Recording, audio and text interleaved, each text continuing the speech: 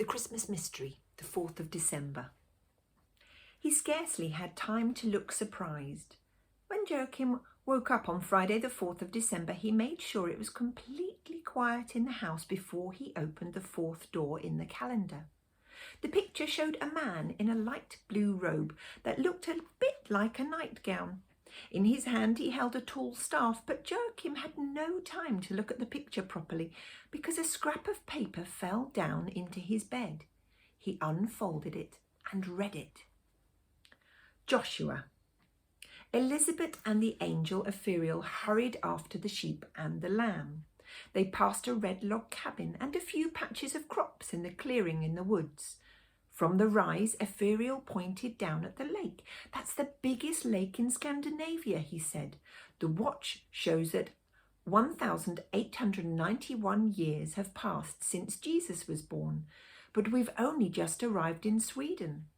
A strong flowing river ran out of the lake. A bridge arched along the river, and they walked over it onto the other side.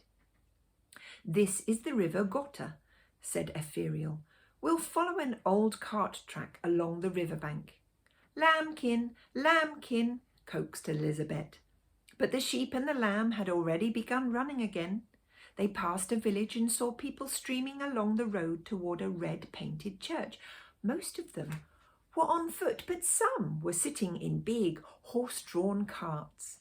The men were dressed in black suits and black hats, and many of the women were in black as well. Some of them were carrying hymn books. It must be Sunday, said Elizabeth. They paused for a moment and looked down at all the people. Suddenly a little boy noticed them, but he scarcely had time to look surprised, because at that same moment the angel Epheriel began running again. Elizabeth had to hurry to keep up. Once she turned and looked back, but all the people in front of the church had vanished. The horses and the carts had vanished too.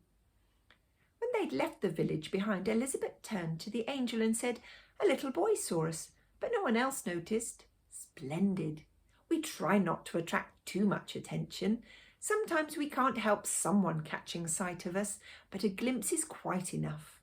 They ran on through the woods and fields. Now and again they saw some people haymaking or reaping corn with scythes. Sometimes they had to take a roundabout way so not to scare them. Before long the sheep and the lamb found pasture that was so green and tempting that it dazzled the eyes. "Now's our chance," whispered Elizabeth, "if we go up to them carefully."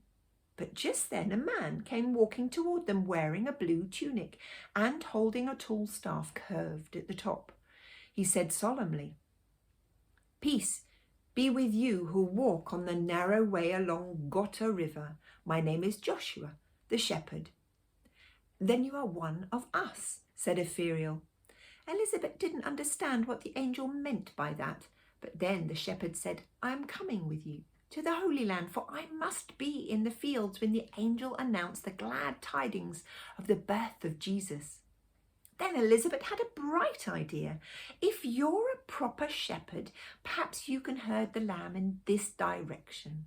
The shepherd bowed low. That's not difficult for a good shepherd.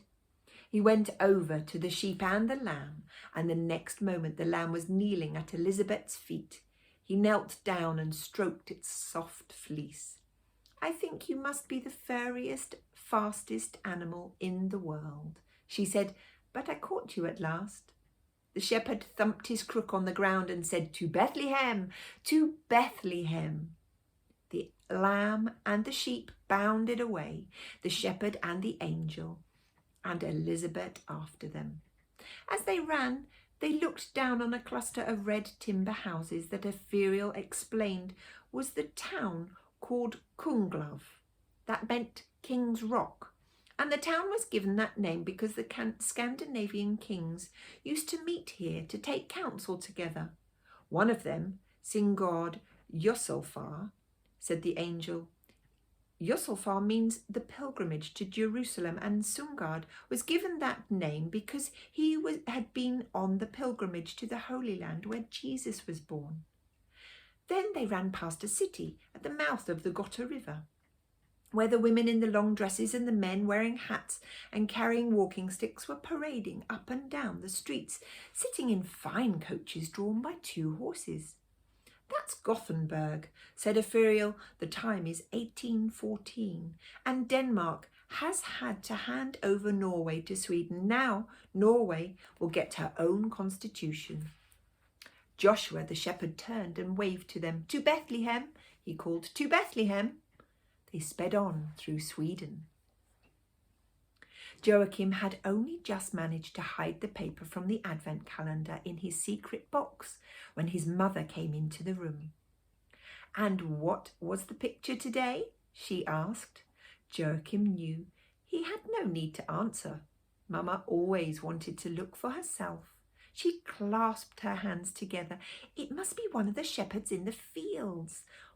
Why do you say "in the fields"? asked Joachim.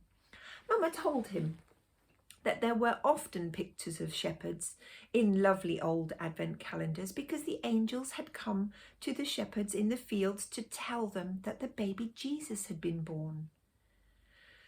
"They've come as far as Gothenburg," explained Joachim. "Gothenburg? Who are they?"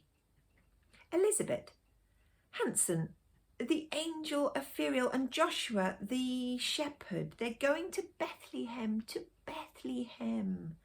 Mama stared at him in surprise. "You mustn't let this old calendar get to you. They're only pictures." Joachim realised he couldn't go on telling Mama and Papa all he knew about Elizabeth. If he did, he would never be able to keep the secret of the scraps of paper that he was going to give Mama and Papa as a Christmas present. He realised something else too. He would have to try to talk to John. He was the only person who knew where the magic advent calendar had come from. Perhaps he knew more about Elizabeth Hansen, but how could Joachim meet John? He wasn't allowed to go to town and to the market by himself. He had just come into the house from school that afternoon when someone rang the doorbell. Couldn't be Mama, because Joachim never locked the door from the inside, so who could it be? He went into the hall and opened the door. On the steps stood the bookseller who had given him the advent calendar. "Ah, there you are," he said, "just as I thought." "Why?" asked Joachim, suddenly a little scared in case the bookseller had come to ask for the magic advent calendar back. Besides, how did he know where they lived? The bookseller put his hand into his coat pocket and took out a driving licence. "Your father left this behind on the counter," he explained. "I thought it must be yours, but since you didn't come back to the shop, I looked up your name in the telephone directory and found out where you lived. I live hereabouts myself, you see, at number 12 Clover Road." That wasn't far. One of Joachim's classmates lived at number 7. "And how's it going with the magic advent calendar?" asked the bookseller. "Great," said Joachim. "There are some pieces of paper in there too." "Are there?"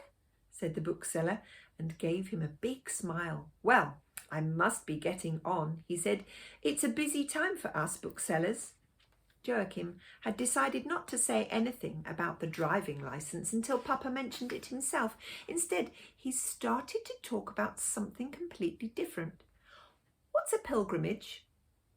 "A pilgrim is someone who travels to a holy place," said Papa, helping himself to more fish pie. "Like Sigurd Josalfar," continued Joachim. "He travelled all the way to Jerusalem, didn't he? That's why he was called the Traveller to Jerusalem." Mama and Papa looked at one another. Have you been learning about Sigurd Josalfar at school?" asked Mama. Joachim shook his head. He decided to tell Papa about the driving licence after all. "Have you found your driving licence yet, Papa?" "Not a sign," said Papa crossly. "But I have," said Joachim. He went into his room to fetch the driving licence and handed it to Papa. Papa nearly choked on his dinner. "Where did you find it, Joachim? Surely you didn't." "You left it at the bookshop when we bought the advent calendar." Papa looked as if he had had a visitation from an angel in broad daylight. He had, in a way, too, except the angel had sent a white-haired bookseller instead of coming himself. He came here before you got home, explained Joachim. He said he'd looked in the telephone directory. Then Mama and Papa realised what had happened. Well, he's quite a bookseller, said Papa. He turned to Mama. Quite unusual, you know. And you're quite an unusual muddlehead, said Joachim. That's the end of the chapter.